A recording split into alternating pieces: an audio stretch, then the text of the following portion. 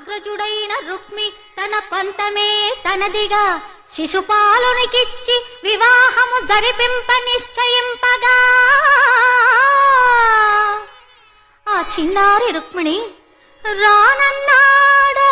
తానై రానున్నాడో ప్రభువు ఏమన్నాడో ఏమనుకున్నాడో అని మనసున విలవిలలాడు తరుణంబున అది గ్రహించని చెలికత్తెలా రుక్మిణీదేవికి తిలకము దిద్దిరదే కళ్యాణ తిలకము దిద్దిరదే చేలము గట్టిరదే బంగారు చేలము గట్టిరదే బాసిక ముల్చిరదే నుదుటను బాసి